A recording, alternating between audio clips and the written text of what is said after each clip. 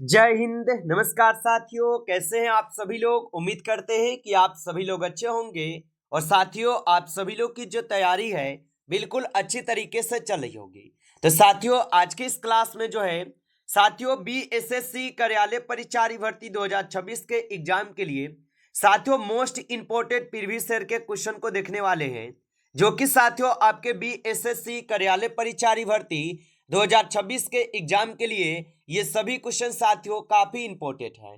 तो आप इस क्लास को बिल्कुल अच्छी तरीके से लास्ट तक देखिएगा और इस क्लास में दिए जाने वाले इन सभी क्वेश्चनों को आप अच्छे से जरूर याद कर लीजिएगा, जिससे कि आप जो है अपने एग्जाम में सभी क्वेश्चन को आसानी तरीके से बना पाएंगे। तो चलिए क्लास को स्टार्ट करते हैं। उनसे पहले यदि आप इस चैनल पे पहली बार जुड़े हैं तो आप जो इस चैनल को सब्सक्राइब कर लीजिए और सब्सक्राइब करके आप जो है ऑल नोटिफिकेशन को ऑल पे दबा के जुड़ जाइए, जिससे कि जब भी कोई नई क्लास हो सबसे पहले क्लास का नोटिफिकेशन जो है आपके पास पहुंच सके। तो आप इस चैनल को सब्सक्राइब कर लीजिए, साथ ही साथ आप जो है इस क्लास को भी लाइक जरूर कर लीजिएगा।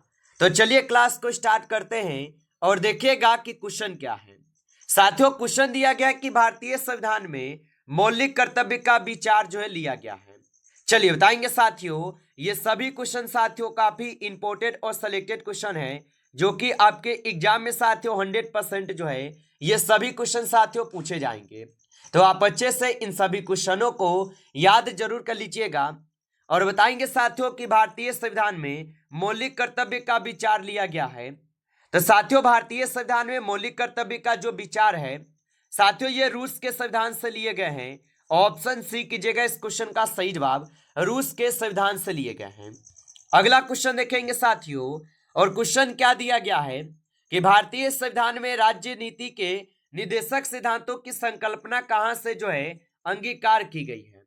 चलिए बताइएगा साथियों कि भारतीय संविधान में राज्य नीति के निर्देशक सिद्धांतों की संकल्पना कहां से अंगीकार की गई है। तो साथियों ये अंगीकार किए गए हैं आयरलैंड व स्पेन से। ऑप्शन ए कीजिएगा इस क्वेश्चन का सही जवाब, आयरलैंड व स्पेन से होगा। चलिए अगला क्वेश्चन देखेंगे आप सभी लोग, और क्वेश्चन है साथियों कि भारतीय संविधान में उल्लिखित स्वतंत्रता, समानता और बंधुत्व की संकल्पना किससे प्रेरित है। चलिए बताएंगे साथियों कि भारतीय संविधान में उल्लेखित स्वतंत्रता, समानता और बंधुत्वता की जो संकल्पना है यह किससे प्रेरित है। तो साथियों ये फ्रांस के संविधान से प्रेरित है। ऑप्शन ए यहाँ पे इस क्वेश्चन का सही जवाब होगा। चलिए अगला क्वेश्चन देखेंगे साथियों, और क्वेश्चन क्या है कि विधि के समक्ष समानता लिया गया है। चलिए बताएंगे साथियों कि विधि के समक्ष समानता जो लिया गया है, तो विधि के समक्ष समानता जो है ये लिए गए हैं साथियों आपके इंग्लैंड के संविधान से। ऑप्शन ए कीजिएगा इस क्वेश्चन का सही जवाब, इंग्लैंड के संविधान से ली गई है। अगला क्वेश्चन देखिएगा साथियों कि भारतीय संविधान के निर्माण में सर्वाधिक गंभीर प्रभाव निम्नलिखित में से किसने जोड़ा है। चलिए बताएंगे साथियों कि भारतीय संविधान के निर्माण में सर्वाधिक गंभीर प्रभाव निम्नलिखित में से किसने जोड़ा है। तो यहाँ पे इस क्वेश्चन का सही जवाब ऑप्शन यहाँ पे बी हो जाएगा, भारत सरकार अधिनियम 1935 के तहत जो है जोड़े गए हैं, याद रखेंगे। अगला क्वेश्चन यहाँ पे है कि मुगल सम्राट जिसका 2 बार राज्य अभिषेक हुआ था कौन था। चलिए बताइए कि वह मुगल सम्राट जिसका 2 बार राज्य अभिषेक हुआ कौन था। तो आप याद रखेंगे यह औरंगजेब थे। ऑप्शन यहाँ पे डी इस क्वेश्चन का सही जवाब हो जाएंगे साथियों, औरंगजेब हो जाएंगे। अगला क्वेश्चन यहाँ पे है कि किस देश के संविधान से भारत की संघीय व्यवस्था प्रभावित नहीं है।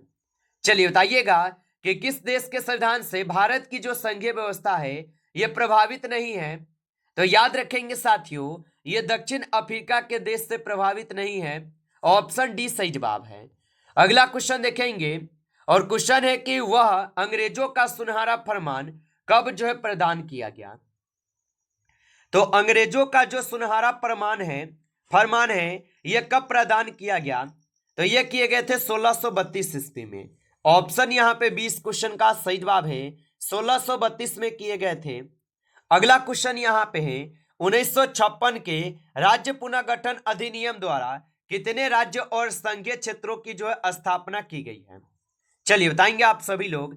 तो 1956 के राज्य पुनर्गठन अधिनियम द्वारा कितने राज्य व संघीय क्षेत्रों की स्थापना की गई है? तो याद रख लेंगे आप सभी लोग, 14 राज्य और 6 संघीय क्षेत्र की स्थापना की गई थी। ऑप्शन ए यहाँ पे सही जवाब हो जाएंगे। अगला क्वेश्चन देखेंगे आप सभी लोग कि पुर्तगालियों ने गोवा पर कब अधिकार जो है कब किया था? चलिए बताएंगे साथियों कि पुर्तगालियों ने गोवा पर कब अधिकार किया। तो याद रख लेंगे आप सभी लोग, ये 1510 ईस्वी में अधिकार किए थे। ऑप्शन बी इस क्वेश्चन का सही जवाब होगा। चलिए अगला क्वेश्चन है कि सिक्किम को किस वर्ष भारतीय संघ में जो है संयुक्त राज्य के रूप में शामिल किया गया? बताइए कि सिक्किम को किस वर्ष भारतीय संघ में संयुक्त राज्य के रूप में शामिल किया गया? तो इनको किए गए थे 1974 में। ऑप्शन सी यहाँ पे इस क्वेश्चन का सही जवाब होगा। चलिए अगला क्वेश्चन देखेंगे आप सभी लोग कि किस संवैधानिक संशोधन के अंतर्गत सिक्किम को भारत का एक सहराज्य बनाया गया? चलिए बताएंगे आप सभी लोग तो कि किस संवैधानिक संशोधन के अंतर्गत सिक्किम को भारत का एक सहराज्य बनाया गया? तो ये बनाए गए थे 35वां संविधान संशोधन के तहत। ऑप्शन बी सही जवाब है। अगला क्वेश्चन देखेंगे आप सभी लोग, भारतीय संविधान के कौन से अनुच्छेद नागरिकता से संबंधित है?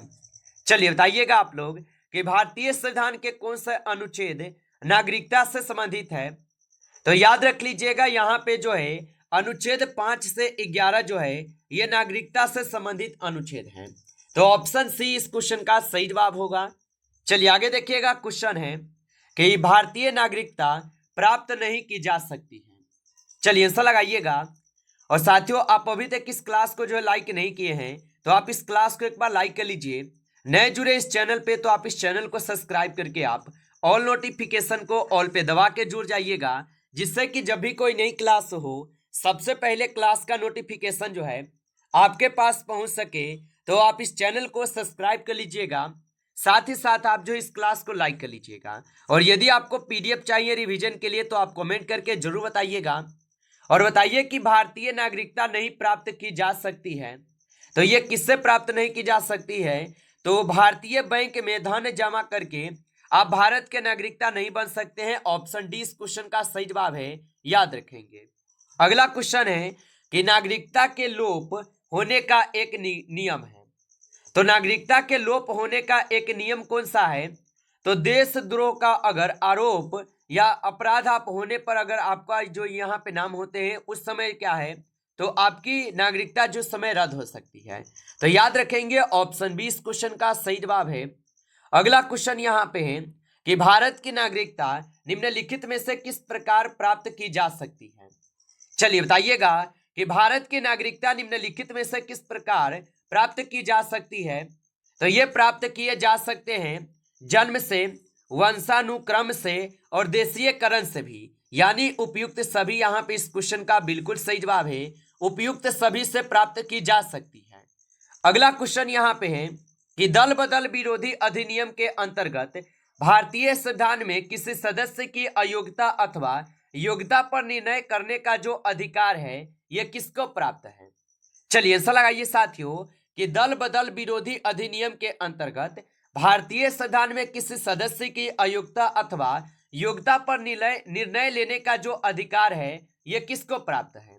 तो यह अधिकार जो है लोकसभा के अध्यक्ष को प्राप्त होता है। ऑप्शन बी करेंगे इस क्वेश्चन का सही जवाब।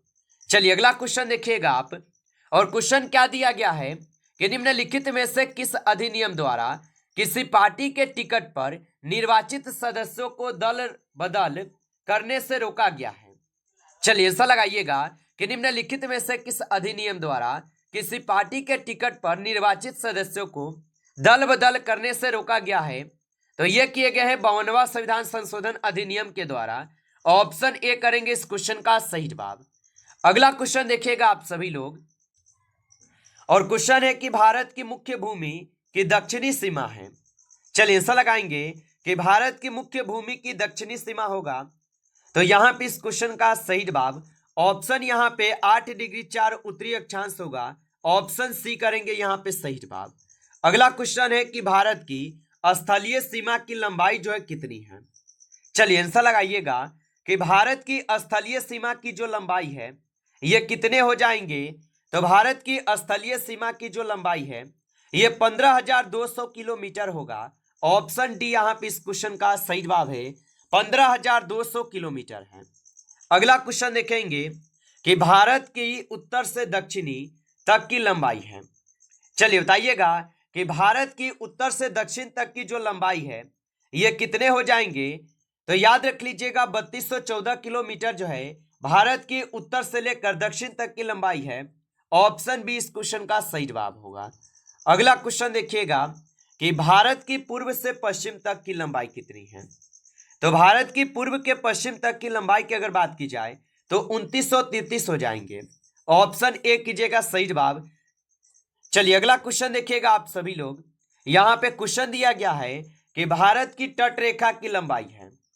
चलिए आंसर लगाइएगा कि भारत की तट रेखा की लंबाई कितनी है।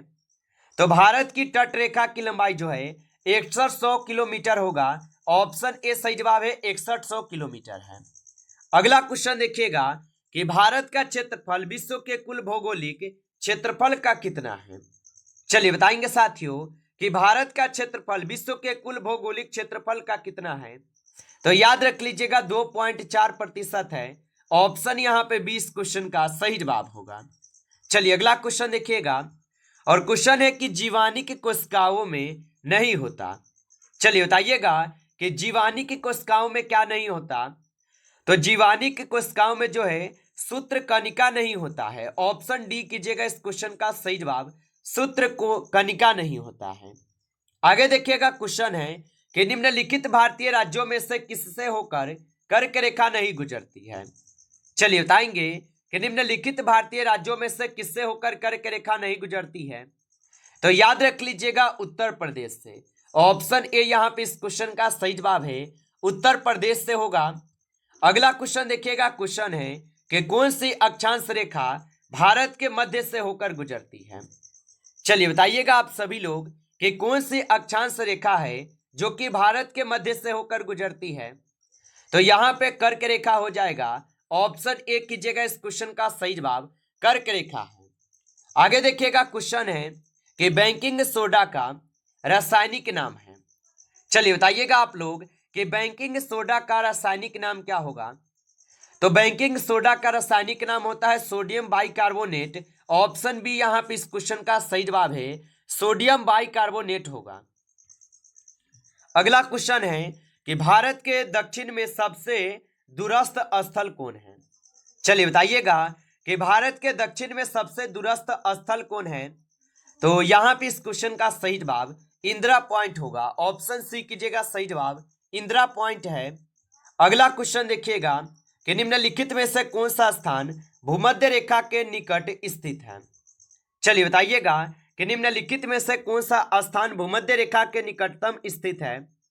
तो यहाँ पे हो जाएंगे इंदिरा पॉइंट। ऑप्शन सी सही जवाब है।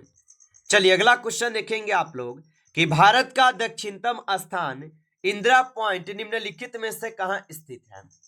चलिए बताइएगा कि भारत का दक्षिणतम स्थान इंदिरा पॉइंट निम्नलिखित में से कहाँ स्थित है। तो साथियों ये स्थित कहाँ पे हो जाएंगे। तो ये स्थित हो जाएंगे आपके अंडमान निकोबार द्वीप समूह में। ऑप्शन डी कीजिएगा सही जवाब। चलिए अगला क्वेश्चन देखेंगे। क्वेश्चन है कि भारत और पाकिस्तान के बीच अंतरराष्ट्रीय सीमा किसके द्वारा जो है सीमांकित की गई है। तो भारत और पाकिस्तान के बीच अंतरराष्ट्रीय सीमा किसके द्वारा सीमांकित की गई है। तो ये सीमांकित किए गए हैं रेड क्लिफ लाइन के द्वारा। ऑप्शन सी सही जवाब है, रेड क्लिफ लाइन के द्वारा। अगला क्वेश्चन यहाँ पे है कि बीकन प्रकाश के रूप में प्रयुक्त निष्क्रिय गैस है। चलिए बताएंगे आप सभी लोग कि बीकन प्रकाश के रूप में प्रयुक्त निष्क्रिय गैस कौन सी है। तो यहाँ पे बीकन प्रकाश के रूप में प्रयुक्त निष्क्रिय गैस Ne होगा। ऑप्शन डी कीजिएगा इस क्वेश्चन का सही जवाब। अगला क्वेश्चन देखिएगा आप, और क्वेश्चन क्या है। क्वेश्चन है कि भारत की सबसे लंबी अंतरराष्ट्रीय सीमा किस देश के साथ है। चलिए बताइएगा साथियों कि भारत की जो अंतरराष्ट्रीय सीमा है यह किस देश के साथ है। तो याद रख लीजिएगा ये साथ हो जाएंगे बांग्लादेश के। ऑप्शन यहाँ पे डी इस क्वेश्चन का सही जवाब है, बांग्लादेश के साथ है। अगला क्वेश्चन देखेंगे और क्वेश्चन क्या है कि विश्व के 2.4 प्रतिशत क्षेत्रफल में भारत की विश्व की कितनी प्रतिशत जनसंख्या का पोषण करता है? तो विश्व के 2.4 क्षेत्रफल में भारत विश्व की कितनी प्रतिशत जनसंख्या का पोषण करता है? तो साथियों ये करते हैं 17.5%। ऑप्शन यहाँ पे सी सही जवाब हो जाएगा। नमस्कार साथियों, इस क्लास में जो है टॉप आपके 35 क्वेश्चन थे जो कि काफी इंपॉर्टेंट और सिलेक्टेड क्वेश्चन थे। ये सभी क्वेश्चन साथियों, यदि आपको क्लास अच्छा लगा हो तो आप इस क्लास को लाइक कर लीजिए। नए जुड़े इस चैनल पे तो आप इस चैनल को भी सब्सक्राइब करके आप ऑल नोटिफिकेशन को ऑल पे दबा के जुड़ जाइए, जिससे कि जब भी कोई नई क्लास हो सबसे पहले क्लास का नोटिफिकेशन जो है आपके पास पहुंच सके। तो आप इस चैनल को सब्सक्राइब जरूर कर लीजिएगा। चलिए फिर मिलते हैं आपसे एक नेक्स्ट टॉपिक के साथ नेक्स्ट क्लास में। तब तक के लिए जय हिंद, जय भारत।